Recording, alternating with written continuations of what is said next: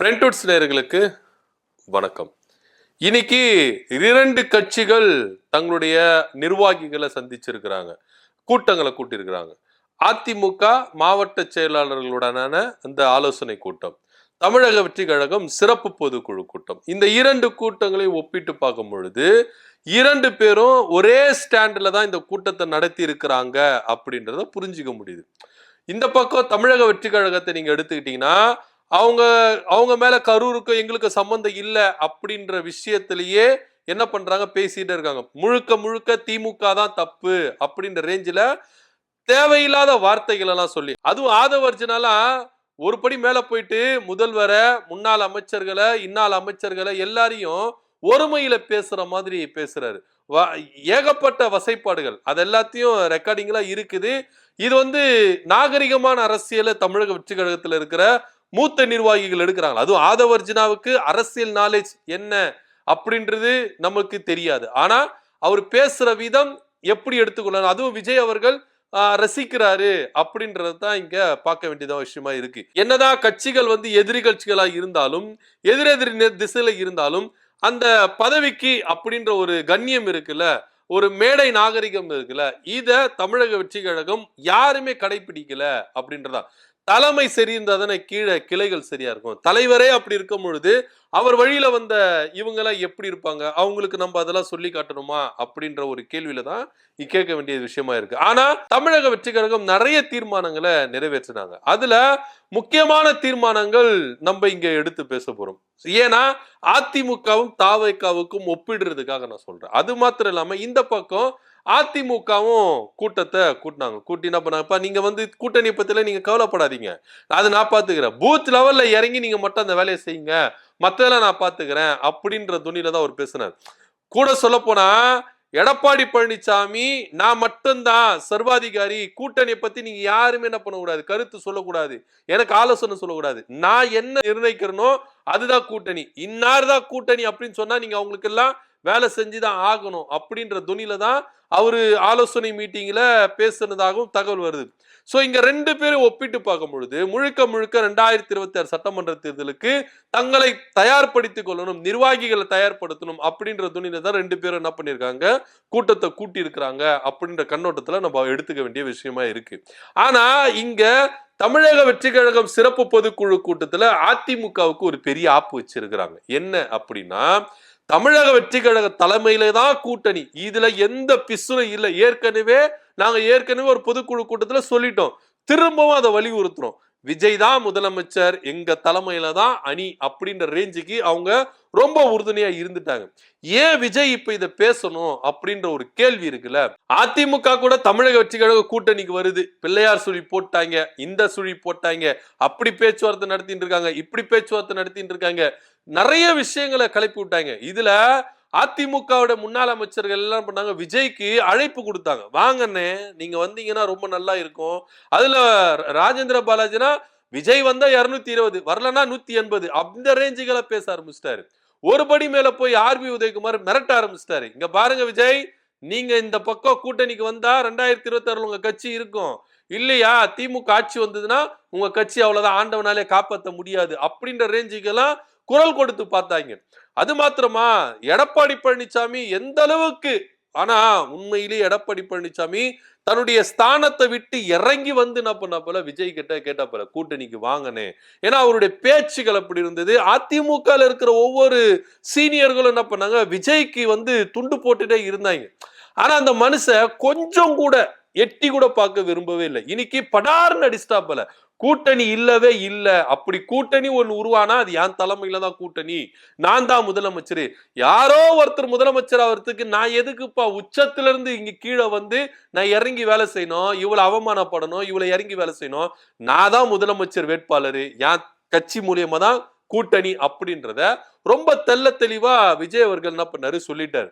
இப்போ இந்த பக்கம் அதை மேட்ச் பண்றாங்களாம். அதாவது எடப்பாடி பழனிசாமி தரப்பு என்ன பண்ணிட்டாங்க, அடி வாங்கிட்டாங்க, விஜய் அவர்கள் அடித்த அடி அது மாதிரி. ஏன்னா கூட்டணியே கிடையாது அப்படின்ட்டார். அதிமுக கூட கூட்டணியே கிடையாது அப்படின்ற ஒரே விஷயத்துல சொல்றாரு. கடைசியில என்ன சொல்றாரு, நான் முதல்ல சொன்ன மாதிரிதான், இங்க தமிழ்நாட்டுல 2026 சட்டமன்ற தேர்தல் டிவிகேக்கும் டிஎம்கேக்கும் தான் அப்படின்னு சொல்றாரு. இந்த வாதத்தையே நம்ம ஏத்துக்க முடியாத ஒரு வாதமா தான் இருக்கு. டிஎம்கே இங்க இருக்கு, டிவிகே இங்க இருக்கு. இது எப்படிப்பா ஈக்குவலேஷன் ஆகி 2026 தேர்தலை சந்திப்பாங்க? நீங்க கூட்டணி இங்க பலப்படுத்தினாலும் இந்த ரேஞ்சுக்கு வர முடியாதே அப்படின்னு ஒரு சூழ்நிலை தானே.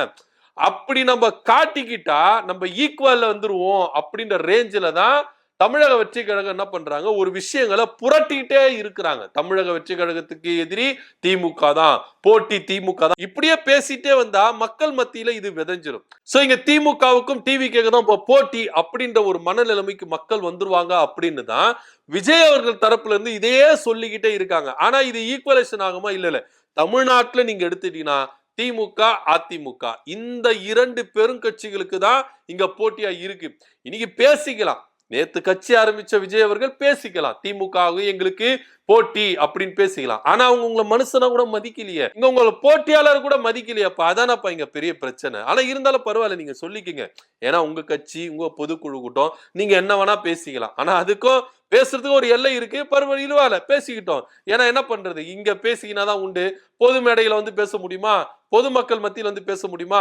களத்துல வந்து பேச முடியுமா? முடியாது. ஏன்னா மேடையில பேசினாதான் அவங்களுக்குள்ள அந்த 4 செவத்துக்குள்ள பேசிக்கினாதான் உண்டு. அதனால பேசி அவங்க ஆறுதலை தீர்த்துக்கிட்டோம். அதுக்கு நம்ம போக வேண்டாம். இப்போ இங்க எடப்பாடி பழனிசாமி தரப்புல இருந்து டிவிக்கு இந்த மாதிரி ஒரு கருத்துக்களை முன்வைக்கிறாங்க. கூட்டணிக்குள்ள வரமாட்டேன், அப்படி கூட்டணிக்குள்ள வந்தாலும் அவங்க தலைமையில தான் கூட்டணி, அவங்க தான் முதலமைச்சர் அப்படின்னு ஜெயக்குமார் அண்ணன் கிட்ட கேட்டா அவர் என்ன பண்றாரு, ஏங்க அது அவங்களுடைய கருத்துங்க, ஒரு கட்சி ஆரம்பிக்கும் பொழுது அவங்களுக்கு ஆசபாசெல்லாம் இருக்காதா, சொல்லிக்கிட்டு போட்டோம் என்ன இப்ப அப்படின்ற மாதிரி அவர் என்ன பண்றாரு, போற போக்கில் அசால்ட்டா தட்டி விட்டு போயிட்டாரு.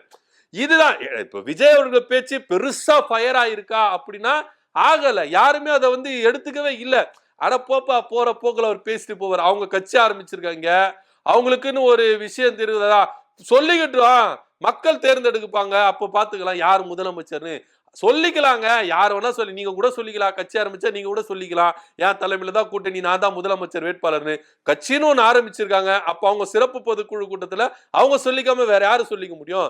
சொல்லிக்கட்டும். ஆனா களத்துல வந்து நின்று மக்களை யார் தேர்ந்தெடுக்கிறாங்க, அந்த முக்கியமான விஷயம் இருக்குல்ல, அப்படின்ற விஷயத்தை ஜெயக்குமார் என்ன சொல்லியிருக்காரு. ஆக மொத்த இங்க எடப்பாடி பழனிசாமி கனவுல மண்ணவாரி போட்டிருக்கிறாரு டிவிகே தலைவர் விஜய் அவர்கள். ஏன்னா கூட்டணியே கிடையாது அப்படின்ட்டார். கூட்டணிக்கு வாங்க, நாங்க கூட்டணி வேண்டாம், ஆனா என் தலைமையில தான் கூட்டணி, நான் தான் முதலமைச்சர் வேட்பாளர். எடப்பாடி பழனிசாமி முதலமைச்சர் வேட்பாளர் இல்ல, அதிமுக தலைமை இல்ல, என் தலைமைக்கு நீங்க வாங்க அப்படின்னு பாஜகவுக்கும் இதே சவுட்டடி தான் கொடுத்திருக்காரு, அதிமுகவுக்கு இதே சவுக்கடி தான் கொடுத்திருக்காரு. ஏன்னா இங்க ஒரு பேச்சுகள் இருக்குல்ல, அதிமுக பாஜக கூட்டணியில விஜய் அவர்கள் போயிடுவாரு, அதுக்கு ஒரு சரியான தெள்ள தெளிவான முடிவு எடுத்திருக்காரு. இது போக விஜய் அவர்களுக்கு பவர் கொடுத்திருக்காங்க. தனித்துதான் தேர்தலை சந்திக்கணுமா, இல்ல கூட்டணி வந்து அவர் சந்திக்கணுமா, இல்ல யார் தலைமையில கூட்டணி அப்படின்ற ஃபுல் அதிகாரத்தை விஜய் அவர்களுக்கு கொடுத்திருக்காங்க. நாளை பின்ன மாறினாலும் மாறலாம். ஏன்னா பாஜக சும்மா விடாது. சிபிஐ அப்படின்ற ஒரு விஷயம் இருக்குதுல்ல. சோ இந்த பொதுக்குழுல கொஞ்சம் நஞ்ச பேச்சா பேசுனாங்க கரூர் சம்பவத்தை வச்சு.